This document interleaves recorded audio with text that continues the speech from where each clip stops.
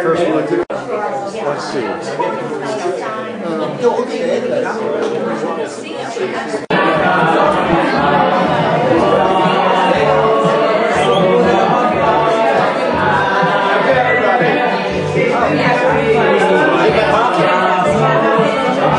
Someone handed it.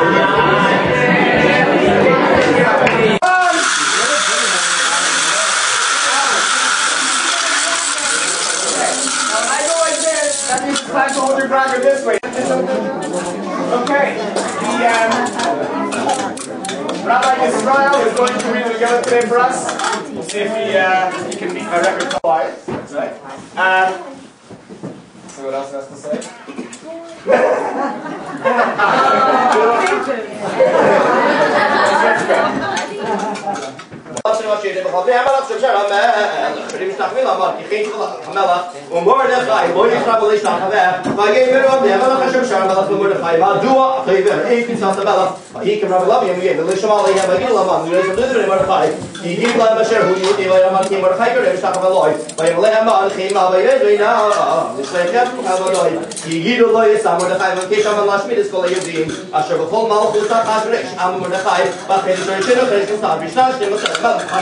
He feels door. Who are girls name on the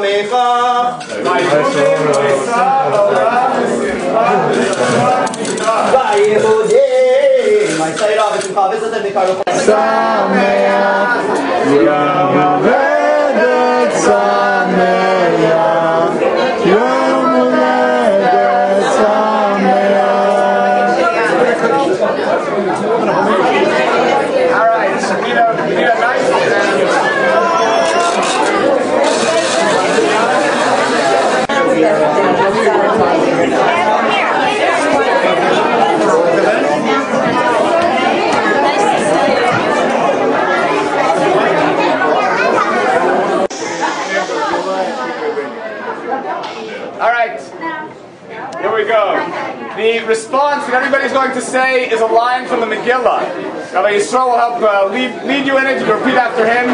But we say, LaYehudim hayta v'simcha v'sasam b'ikar. For the Jews, there was light and honor, gladness and joy. And we say, so let it be for us.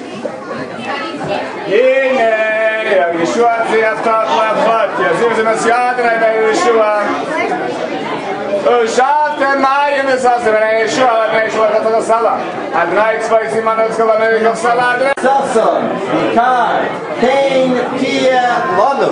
ויהוד מייסר וסגלוס את המיקר קיין את ידן כושו ססם שנפרה סברים עיניים מלאכת אדוני אלוהים מלאך עולם נדורי פרי הגפה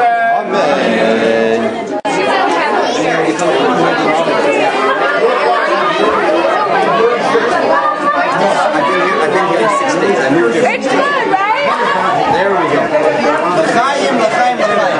Well, what do you do? We have more shirim, tzara.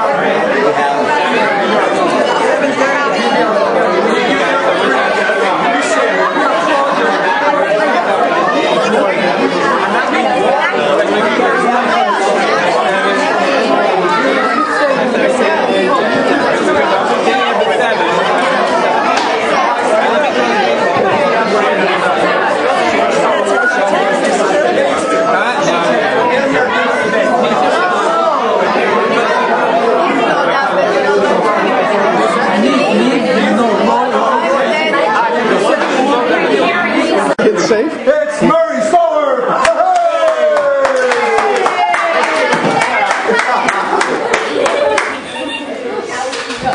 Okay, so this little old Jewish man is driving down I-95 in Florida, and a cop pulls him over. He gets out of the car and he says, "Officer," he says, "you're not going to give me a speeding ticket, are you?" He says, "I had my cruise control set at 57 miles an hour." He says, "You're not going to give me a ticket for going 2 miles over the speed limit, are you?" He says, "Old man, relax, I'm not giving you a ticket." He says, "The reason I stopped you was that a little old lady fell out of the passenger side of your car about 3 miles back." He goes, "Oh, thank God." He says, "I thought I was going deaf."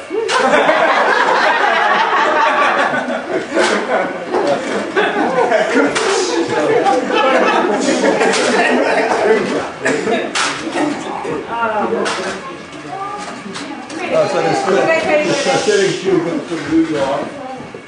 He takes a bus to Birmingham, Alabama. He gets off the bus and people are snickering and looking at him and they can't figure out what he is, making fun. And he looks at him and he says, "What's the matter? You never saw a Yankee before?"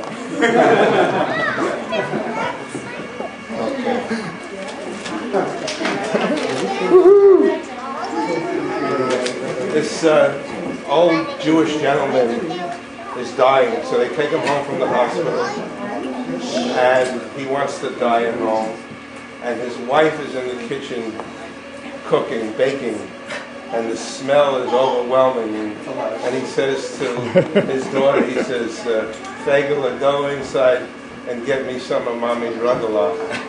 So she brings the rugelach into him, and he eats them. He says, "Oh, they're delicious." He says, "Go get me some more." And she comes back and she says, "Mom says you can't have any more." He says, "Why not? We're saving it for your shiva."